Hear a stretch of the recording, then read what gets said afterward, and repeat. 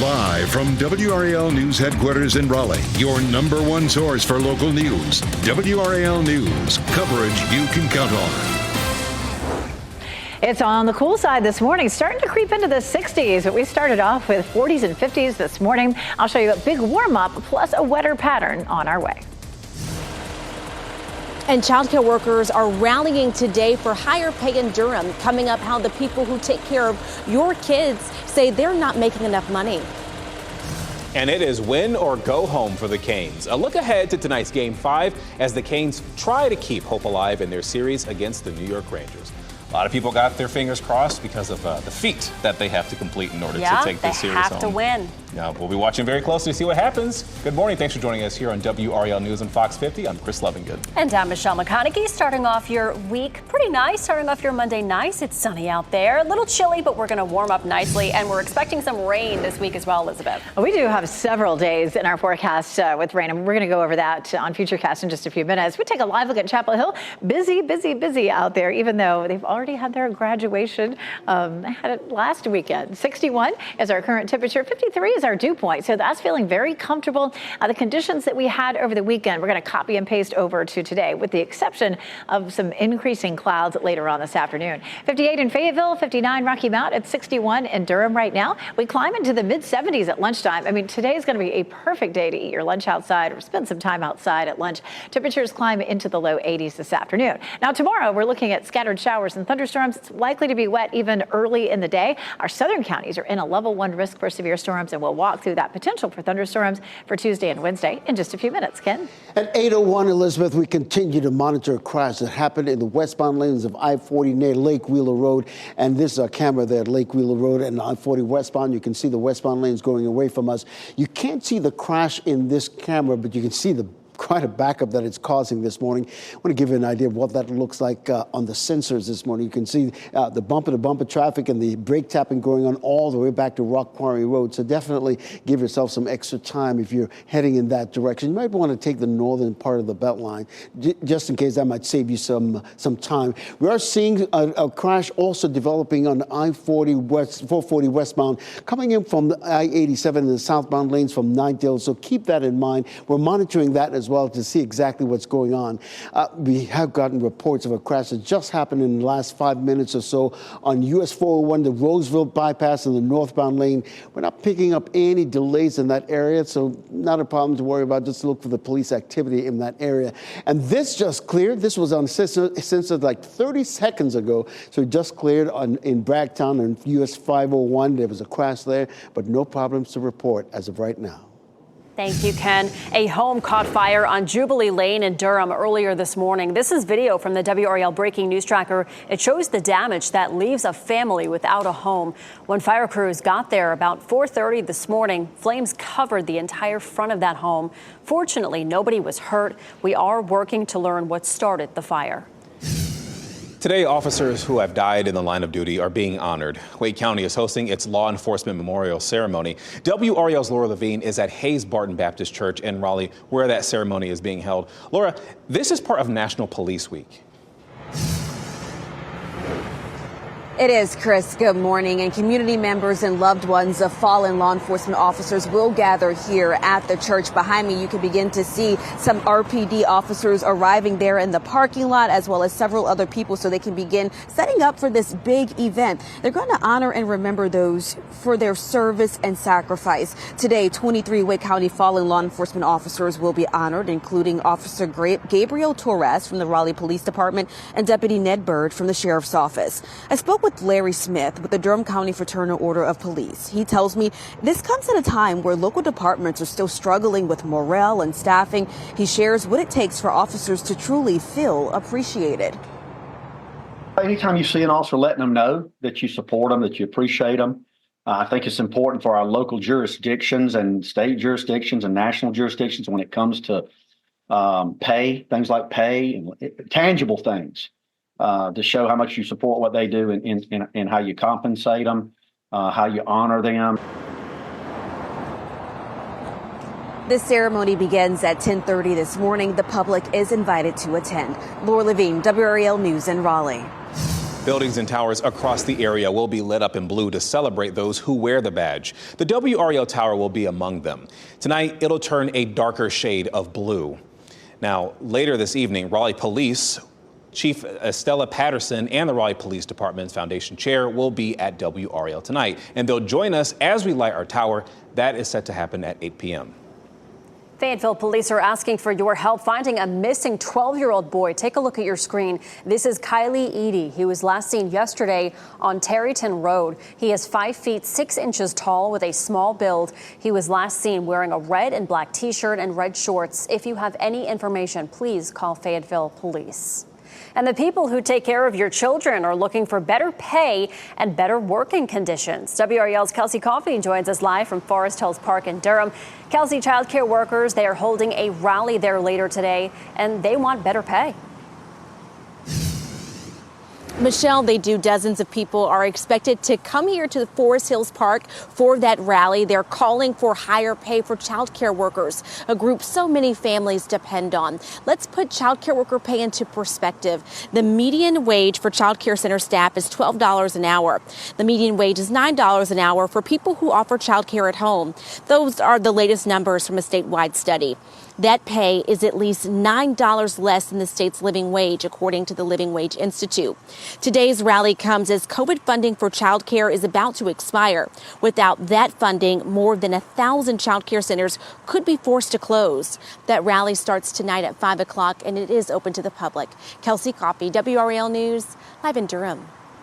The man who police say shot and killed 2 people in Durham over the weekend is expected in court today. 32-year-old Brandon Eno faces 2 counts of first-degree murder. He is in the Durham County Jail with no bond possible. The first shooting happened shortly before 11:15 Saturday morning. That was near the intersection of Southwest Durham Drive and Durham Chapel Hill Boulevard. Officers say they found a vehicle stopped in the turn lane. A woman inside suffered a gunshot wound. Police have identified her as 32-year-old Jennifer Eno. She was rushed to the hospital where she died. And less than 10 minutes later, an off-duty Durham police officer heard gunshots. That happened in the Home Depot parking lot on Mount Moriah Road. The officer found 31-year-old Scott Snyder Jr. with a gunshot wound. He died in the hospital. Police say Eno knew at least one of the victims. No word yet on the motive for the shooting or whether the victims knew each other. Today, a memorial service will honor the life of Sam Pelocci. The Department of Adult Correction officer is one of 4 law enforcement officers killed in Charlotte 2 weeks ago. This is video of a procession for Pelocci that happened May 3rd. Pelocci was in the department for about 14 years. He's survived by a wife and 2 children. And today's memorial service will get started at 1 o'clock in Charlotte. A funeral will happen afterward in Monroe. Today, the hush money trial for former President Donald Trump enters its 4th week. Another high-profile witness will be taking the stand. Trump's former lawyer and personal fixer, Michael Cohen, will begin his testimony today. Cohen paid Stormy Daniels $130,000 as part of the plot to keep her quiet about her sexual encounters with Trump before the 2016 election. Prosecutors say the crime happened when Trump reimbursed Cohen for that payment. Trump denies the relationship. Tomorrow, voters will go to the polls to decide runoff elections for 3 Republican races. Those are the races for lieutenant governor, state auditor, and the 13th congressional district. In Orange County, the 3rd seat on the school's Board of Education will also be decided. For a full list of who is running, where you can vote, and what to take with you, you can check out the voter guide on WRAL.com. Tonight, the Canes will try to claw their way back in the series with the New York Rangers. They'll play Game 5 at Madison Square Garden tonight. The Canes avoided a sweep with a Game 4 win on Saturday night at PNC. Now they'll try to get another win and force a Game 6 in Raleigh. Puck drop for tonight's game is at 7 o'clock. And after the game, be sure to check out exclusive post-game show. It gets started at 11:25. Stakeouts, surveillance, and fake buyers. Car theft rings are targeting dealerships. Smash and grab thieves are hitting these dealerships looking for high-performance cars. And tonight, WRAL investigates the tricks dealers are aware of, the changes they're making, and the effect it's having for people who want to buy a new car. That's tonight at 6 o'clock on WRAL. Another practical use of AI is coming to the manufacturing industry. How warehouse workers' safety is central to a new technology coming up. And McDonald's is slashing prices while fast food inflation soars. Just ahead, what we know about a new low-priced value meal coming soon. Today's going to be a quiet day. We climb to 81 degrees with increasing clouds tomorrow and Wednesday. Part of the viewing area have a level 1 risk for severe storms. I'll walk you through the timeline for those storms coming up.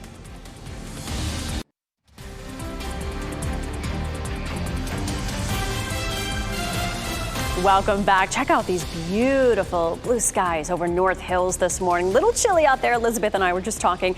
You need a light jacket, but it will warm up later today. You're watching WRAL News, available on Hulu and the WRAL app on your TV or streaming device. But if you walk out your door anywhere right now, it is beautiful. It's gorgeous. We have a few high, thin clouds, and the clouds will thicken up later this afternoon. But enjoy the first half of the day through lunchtime in particular. I walked out the door this morning with my short sleeves. I was like, whoop, back in, grab the jacket. We had just a bunch of towns in the 40s this morning, but that is the last morning, at least for a while, that we'll see temperatures that cool. Goldsboro, Apex, all seeing pretty sunny skies there. Chapel Hill, courtesy of Top of the Hill Restaurant, and of course, our newsroom there in Fayetteville. Here's what is about to change. This high pressure system was sitting over us, feeding air from the north into the region over the weekend, so it was pleasantly cool and beautiful and sunny. That high is moving out, and this system is what's going to move in to take its place. So we'll see increasing clouds later on today. A lot of thunder and lightning. We do have a severe thunderstorm watch there, the orange shaded area. We've had a number of severe thunderstorm warnings and even a tornado warning or two along the Gulf Coast this morning. This is where there's a level 3 risk for severe storms later on today. We'll not see any rain until overnight tonight and early tomorrow. You can see at 6 a.m. some scattered light rain, some thunderstorms possible as early as 9 or 10 o'clock tomorrow morning. You can see those moving across the area through lunchtime and into the middle of the afternoon. And then more showers overnight on Tuesday night into the day on Wednesday. And we have a level 1 risk for parts of the viewing area each day. So for tomorrow, it's part of Moore County, all of Hoke County, part of Cumberland, and part of Sampson County. Damaging winds would be our biggest threat, some heavy rain certainly. Let's jump ahead to Wednesday. Wednesday will likely start in the morning with maybe a few sprinkles. That rain potential looks fairly light, a little more coverage closer to lunchtime, and then some afternoon and evening thunderstorms likely pop up. And then Thursday, looks like it should be dry. We may start with some cloud cover, but Thursday looks like after today, the driest day of the work week. For Wednesday, we're looking at Raleigh eastward and along the I-95 corridor. That's where our level 1 risk is. Damaging winds, heavy rain again would be our biggest threat. So 80% chance today, 60 Wednesday, 20 Thursday, just to kind of cover the bases for that rain lingering into Thursday or arriving a little bit early there for Friday. Friday afternoon and evening storms there at 40%. How much rain between now and Friday? A good amount, actually, anywhere from 1.5 inches to 2 inches. And we're still playing catch up from a very dry April, so we definitely could use that rain. With all the clouds and the potential for showers tomorrow, it's going to be the coolest day of the week at 73. We do warm back up into the mid-80s Saturday and Sunday. We could see a few scattered showers and storms on Saturday, but right now Sunday's looking dry, Ken. All right, Elizabeth, new into the WRAL traffic center. We just got word that crash we've been following in the westbound lanes of I-40 near Lake Wheeler Road, that crash is cleared, but you can still see the lingering delays, the westbound lanes there going away from us. And this is what it looks like on the sensors. Again, that crash is cleared, but you can see that bumper-to-bumper traffic and some brake tapping going on there in the westbound lanes of I-40 on the south side of the Beltline.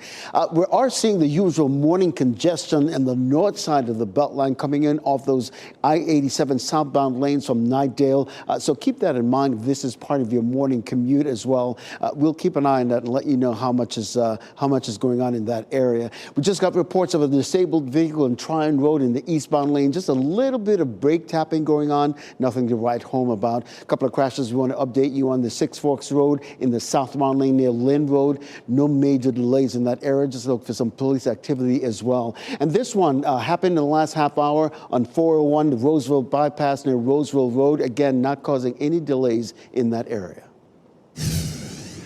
Jeff Hogan in the WRAL Live Center. Small plane making a landing at a small airport in Australia with one major problem. Look closely. There's no landing gear down for this plane. So it was reported just after takeoff there was a problem with the landing gear. The pilot brings it down. He stayed calm, witnesses said, and he levels it off right there and then just sets it down nice and easy. And one expert said that this was a textbook wheels up landing. They had circled the airport for about 3 hours trying to burn off some fuel, so that if anything went wrong, as you see, it did not, came to a sliding halt. There would be less fuel on it, but had all the necessary emergency services there. 3 people, the pilot and 2 passengers, walked away.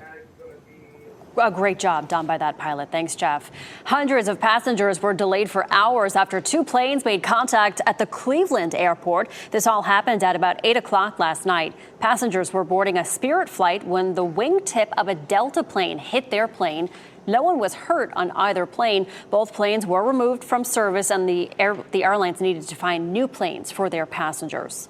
The Biden administration is planning to crack down on some technology that comes from China. Reports say the administration is expected to announce new tariffs tomorrow for electric vehicles from China. Some business experts say lower-priced EVs imported from China could hurt domestic manufacturers. Reports also indicate new tariffs are expected to include Chinese semiconductors, solar equipment, and medical supplies. A new AI is being used to keep warehouse workers safe. It takes the company's existing security footage and analyzes it for safety risks. The AI highlights when workers are standing too closely to a moving forklift, when one worker almost tripped on some steel beams, and even when someone tried to pick up a heavy load the wrong way. It's given them something obvious to look at, a true example, rather than someone like me just going and saying, hey, you know you're not supposed to be standing next to that lift while it's moving, right? The bot does not come with facial recognition features. The purpose is to reduce accidents and also lower workers' comp claims. The software cost ranges from a few thousand to a few $100,000, but workplace accidents and deaths cost a whole lot more. Robert F. Kennedy's running mate says she now owns the website domains brainworm.com and brainworm.ai. Kennedy recently shared he dealt with a parasitic infection in his brain. His vice president pick, Nicole Shanahan, posted to social media about that purchase. It appears to be an effort to make light of the illness in 2010. Kennedy himself even joked about it. The person to receive a genetically modified pig kidney transplant has died. Rick Slayman died on Saturday. He underwent the transplant surgery to get the pig kidney 2 months ago in Boston. Surgeons said they believed the kidney would last for about 2 years. The transplant team says there is no indication that Slayman died as a result of the transplant. His family thanked the doctors for their effort, which gave them a few more weeks with their loved one. Actor Steve Buscemi is okay after a man punched him in the face on a street in New York City. The 66-year-old was assaulted last Wednesday in Manhattan and taken to a nearby hospital. He said he had bruising, swelling, and his left eye was bleeding, but there have been no arrests. In March, Buscemi's Boardwalk Empire co-star, Michael Stuhlbarg, was hit in the back of the neck with a rock while walking in Central Park. His attacker was arrested.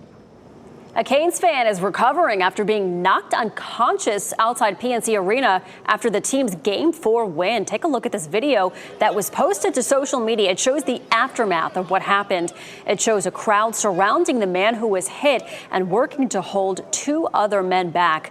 The woman who recorded the video says the man was unconscious for about 30 seconds.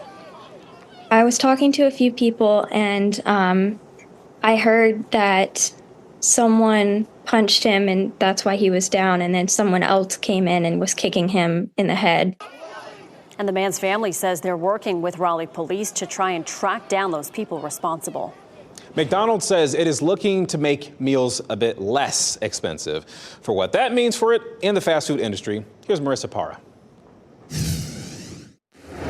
Oh boy, lunch at McDonald's. The Golden Arches, once the king of a meal deal. All for just $2.59. Now McDonald's is cooking up a limited $5 value meal, according to CNBC, who spoke to two people familiar, an effort to win back the customers they lost who felt outpriced. Y'all supposed to be good for the price. $18 Big Macs and $6 hash browns seen in places like Connecticut came at the cost of complaining consumers. Labor rates are the biggest factor in this issue.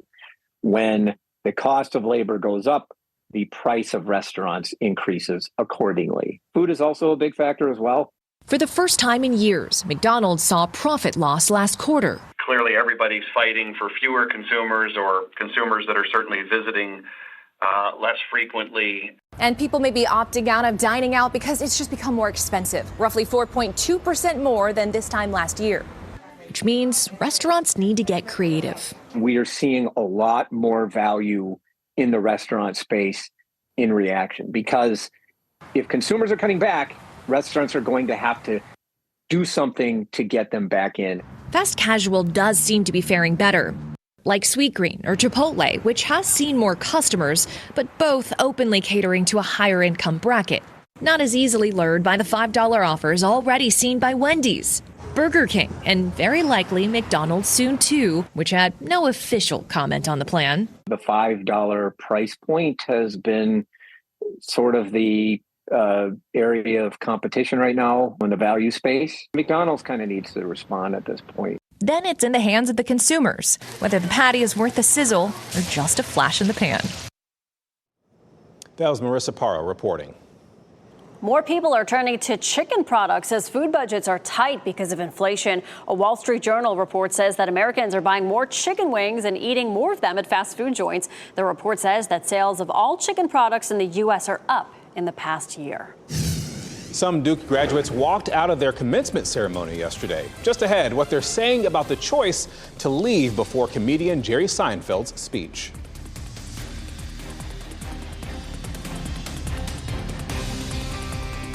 As you get into your car, tune to WRAL News Plus on your radio. In Raleigh on 99.3 FM. In Durham, 96.5 FM. And everywhere on 101.5 HD3.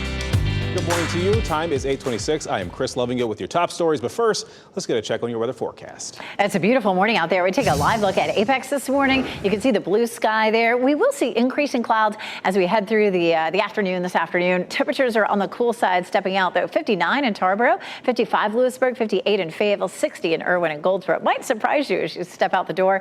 When the kids head out for recess, temperatures are going to be in the mid-70s. It should be really pretty. But we will see increasing clouds this afternoon. A high temperature around 80 degrees. This evening, a few scattered showers. And we're looking at the chance of some thunderstorms on Tuesday and Wednesday. Ken? Elizabeth, here in the WRAL Traffic Center, we're monitoring a crash that happened on the westbound 440. Those are lanes that coming off of I-87 southbound and snakes onto these 440 westbound lanes, and you can see the delay it's causing there at this hour this morning. Elsewhere around the triangle, these crashes that you see popping up are not in any of the major thoroughfares, so it's not affecting your morning commute. We are seeing some usual morning congestion on US 1, Capitol Boulevard coming in, and that's a congestion we showed you right there in the north side of the Beltline. We'll keep monitoring for you here in the WRAL Traffic Center. Certainly an active morning out there. Thank you, Kim. A home caught fire on Jubilee Lane in Durham early this morning. You're looking at video from the WRAL breaking news tracker. It shows the damage that left a family without a home. Now, fortunately, no one was injured. We're still trying to learn what exactly started this fire. And it is National Police Week, and Wake County is hosting a memorial ceremony for fallen law enforcement officers. The ceremony will be at Hayes Barton Baptist Church. That starts at 10:30 this morning. It will honor 23 past members of law enforcement, including Raleigh officer Gabriel Torres and Wake County Deputy Ned Bird. Next at 5:50, the people who care for your children are fighting for better pay and improved working conditions. Shot in 4K ultra high definition. Your number one source for local news. WRAL News. Coverage you can count on. It's a gorgeous morning out there right now. Temperatures in the mid-50s all the way up to around 61 degrees. It'll be a nice afternoon, but we're headed for a wetter pattern starting tomorrow. I'll show you when the rain starts coming up. Community members will gather at this local church in Raleigh to honor fallen law enforcement officers across Wake County. Just ahead, a look at the ceremonies to remember those who've sacrificed. And the Carolina Hurricanes enter Game 5 tonight in their series against the New York Rangers. A preview at the must-win Game 5 that could send the Canes packing. But you know what? They're still in it.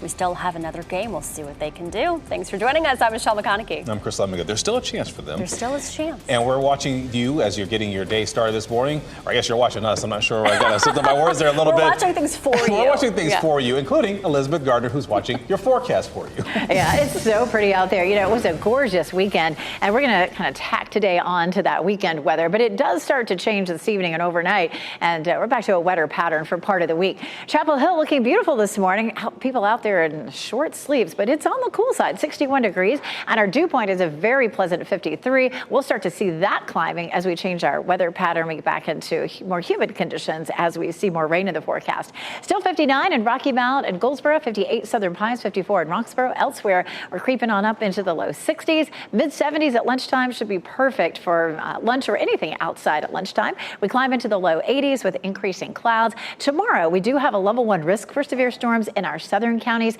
and parts of the viewing area under a level 1 risk again on Wednesday. So I'll walk you through all of that coming up in just a few minutes, Ken. Elizabeth, we continue to monitor a crash that happened on 440 westbound.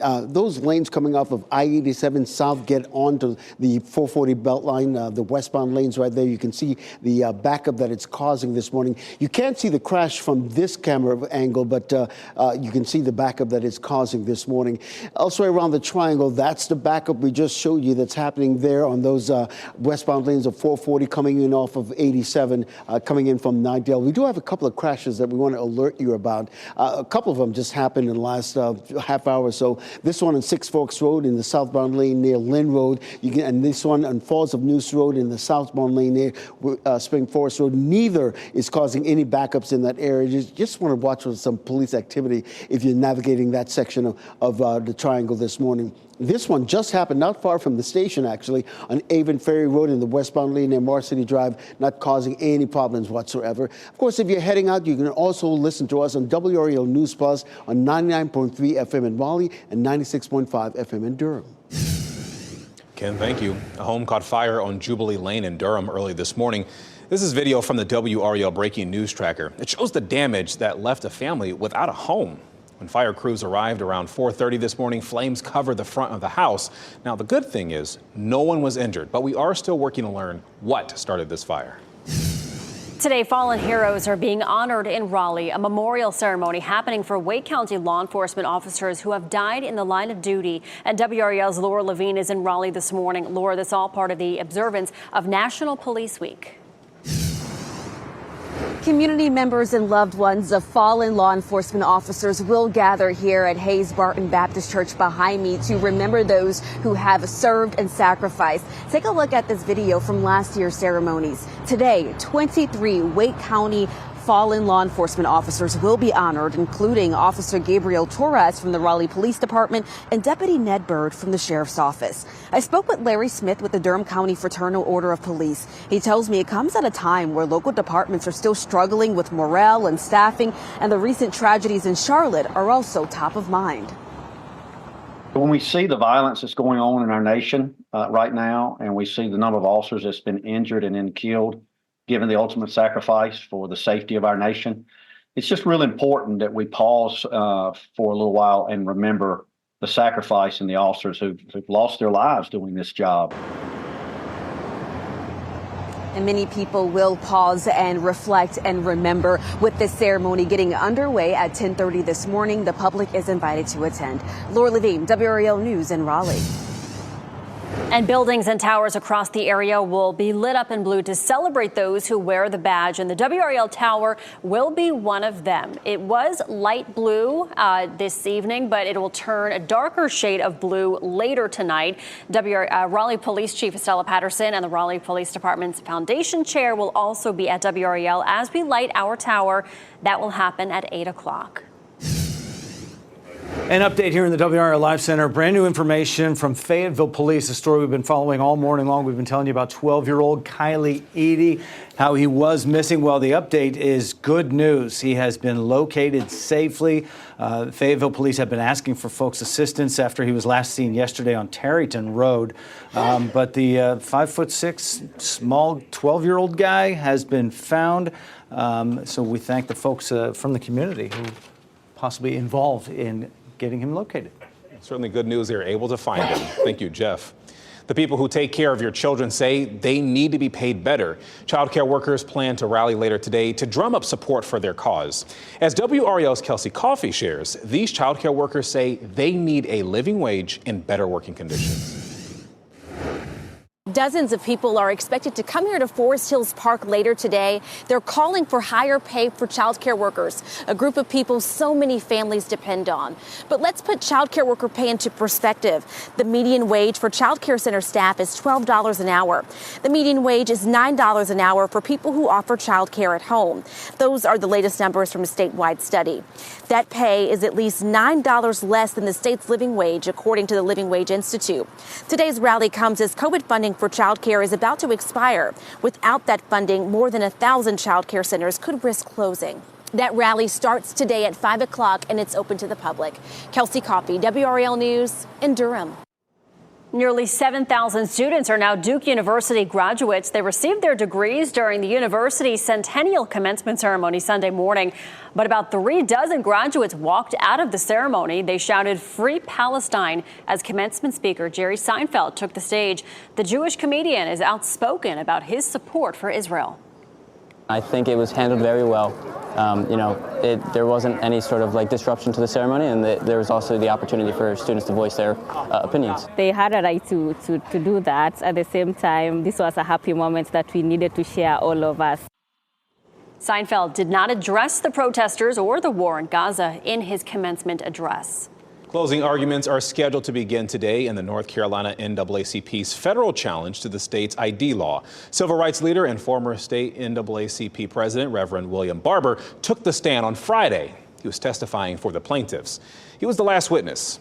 Supporters of the new law say voter ID will stop fraud. Opponents say, though, the law's real intent is to disenfranchise minority voters. The trial, which began last Monday, was predicted to last only about 10 days. Today, a memorial service will honor the life for Sam Pelosi. The Department of Adult Correction officer was one of 4 law enforcement officers killed in the Charlotte shooting 2 weeks ago today. And this is video of a procession for Pelosi that happened on May 3rd. He had been with the department for 14 years. He is survived by a wife and 2 children. Today's memorial service will get started at 1 o'clock in Charlotte. A funeral will happen afterward in Monroe. Tonight, the Carolina Hurricanes will try to bring their series with the New York Rangers back to PNC Arena. The Canes will be at Madison Square Garden for Game 5 of the series. They extended the series with a Game 4 win Saturday night in PNC Arena to avoid a sweep. Well, now they'll be trying to get one game closer to coming back in the series. Puck drop for tonight's game is at 7 o'clock. And in less than 10 minutes, we are going to check in with WRAL's Casey Hintz. She is in New York with a look at what the Canes need to do to keep the season alive tonight.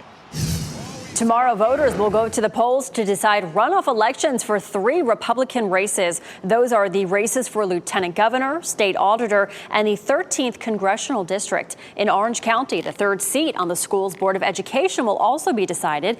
For a full list of who is running, where you can vote, and what to take with you, check out the voter guide on WRAL.com. Another corruption trial against Democratic Senator Bob Menendez of New Jersey starts today. Menendez and his wife are facing charges related to a years-long bribery scheme involving the governments of Egypt and Qatar. Federal prosecutors say Menendez and his wife received gold bars and hundreds of thousands of dollars in cash in exchange for political favors. This is the second bribery and corruption trial for the senator in 7 years.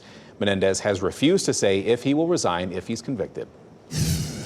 She's Howard University's oldest graduate, where this 83-year-old says she got the motivation to complete her doctorate degree. Plus, many college graduates heard their names called over the weekend, but, well, students at one university kinda did. The Pennsylvania College video that is going viral for a major name blunder. Marlena Zobeth-Kamp.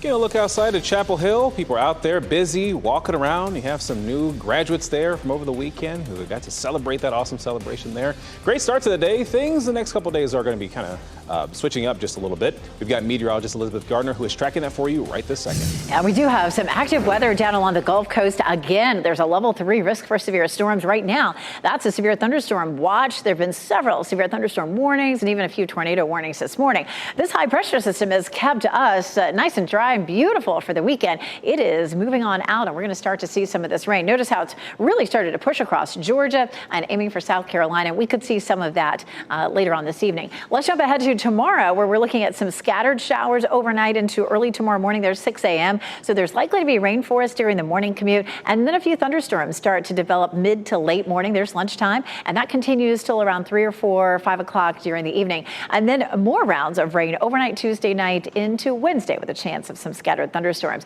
There is a level 1 risk for severe storms for tomorrow in some of our southern counties, part of Moore County, all of Hoke County, part of Cumberland, and parts of Sampson County. Damaging winds would be our biggest threat. And then Wednesday, it shifted a little bit farther to the east from Raleigh eastward, up and down the I-95 corridor. Again, damaging winds and heavy rain. So Tuesday and Wednesday in particular, we'll be watching for those afternoon and evening storms with a little bit of a break on Thursday. Here's a live look at Chapel Hill, looking pretty there this morning. 61 degrees right now. We'll be in the mid-70s by lunchtime. So we have a fast warm up today. Our wind shifts to southerly. That's going to gradually bump up our humidity too. We had such a nice break from the humidity over the weekend. That's about to change as well. Still holding on to 55 in Roxborough, 58 Southern Pines, 59 in Rocky Mount, but temperatures elsewhere are starting to climb into the low 60s, and we'll hit 81 in Raleigh, 80 in Durham, and 83 in Fayetteville this afternoon.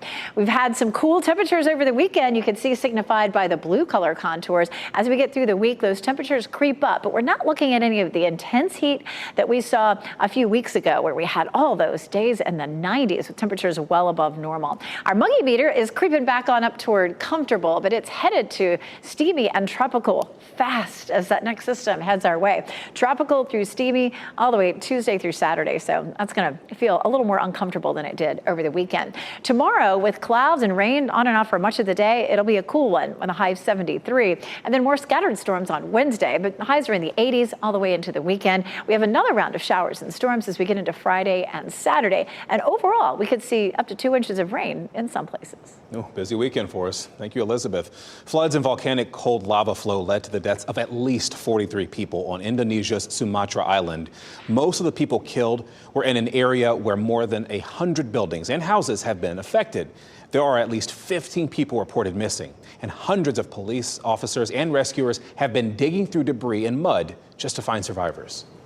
Terrifying moments in Pennsylvania when a tornado slammed right into a church with about 100 people inside. Look at this video. This happened on Saturday, about 30 minutes outside of Pittsburgh. The National Weather Service says the tornado had wind speeds of almost 120 miles per hour. The tornado hit during the middle of church service, and the church steeple flew off the building and damaged several cars. The pastor says not a single person was hurt. There's no way we should be here. I'm telling you, God was with us. The National Weather Service says they have been more than 740 tornadoes nationwide so far this year. Family and friends of a surfer murdered in Mexico paid tribute to his life and legacy yesterday. Dozens of people gathered at a San Diego beach to mourn the life of the Australian surfer, Callum Robinson. He, his brother, Jake, and a friend were murdered 2 weeks ago while on a surfing trip in Baja California. Now, friends say that they can't help but think of what the victims would think about the ceremony. He would love this. This is part of the reason we wanted to be here. This would be like right up his alley and exactly what he would want to be doing. 3 people are in custody for the murders and will make their first court appearances this week. And the search is on for a boater witnesses say hit and killed a girl who was water skiing near a Florida beach. This happened in Biscayne Bay near Nixon Beach Saturday. Witnesses say the boat did not appear to swerve or slow down before hitting the girl. Authorities in Florida are searching for the person responsible. The Carolina Hurricanes are facing another must-win game tonight. They got the win in Game 4 at PNC Arena to keep their series with the New York Rangers going, and now they have to do it again tonight at Madison Square Garden. WRAL's Casey Hintz is in New York with a look ahead to this critical Game 5. Yeah, hey, good morning, everyone. You know, when I got to my hotel here last night, the same one I stayed in just a week ago, the front desk gave me keys to the exact same room as games 1 and 2. I said, no, that's bad mojo. We can't do it. But needless to say, we couldn't switch me rooms. But, perhaps the Carolina Hurricanes changed their own mojo by finally scoring a power play goal in Game 4 that eventually was the game winner and would extend the series here back to New York City tonight for Game 5. Now, the narrative or the mindset here, though, doesn't change. The fellows are still down 3-1. They're still fighting for their lives. Evgeny Kuznetsov said tonight is going to be a dogfight.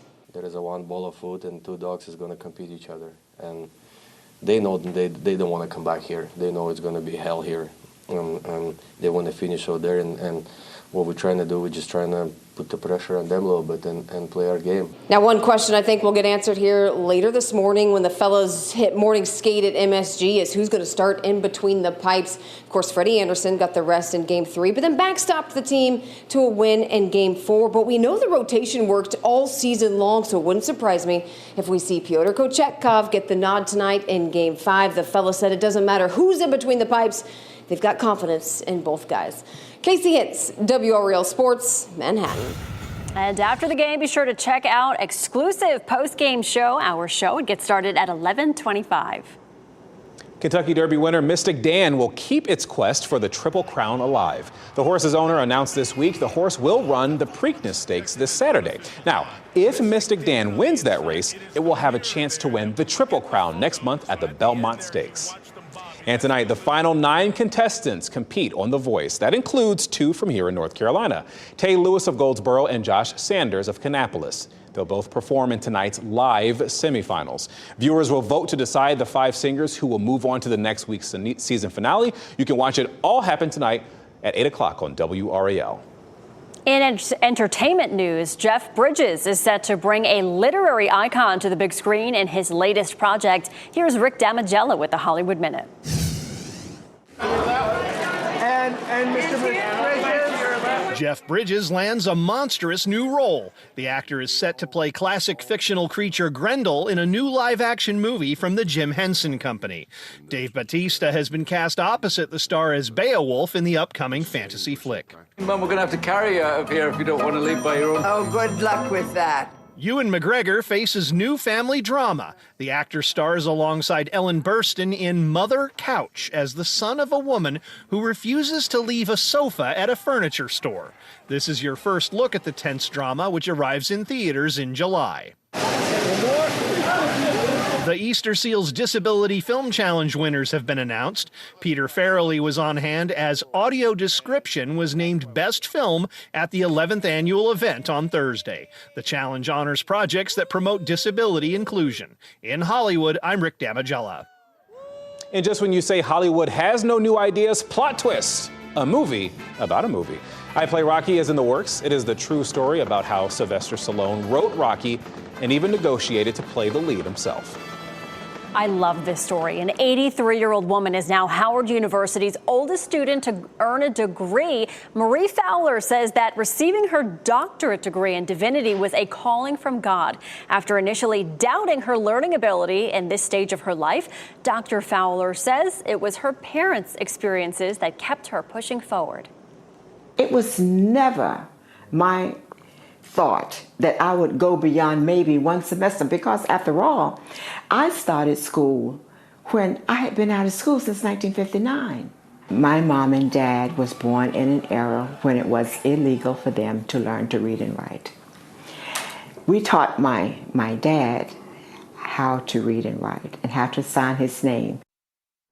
Wow, Dr. Fowler made her mark throughout her 3 years. A professor says she was the life of the party. I have no doubts. Congratulations to her. Congrats to her. A Pennsylvania college graduation is getting a lot of attention because of some botched pronunciations. Here's how graduates were announced at Thomas Jefferson University. Sayer Uvun Jinju Brinan. Tom Multmay. Thomas. Okay, I know you heard of it. Thomas, that poor person. The presenter said she was given phonetic spellings of the names instead of the actual spellings. The school issued an apology for what it called a, quote, unfortunate error. Certainly so. Hey, before we go to break, we want to give you a look at your winning lottery numbers. And of course, we'll get you another check on weather and traffic. That's coming up in just a few minutes. We'll see you then.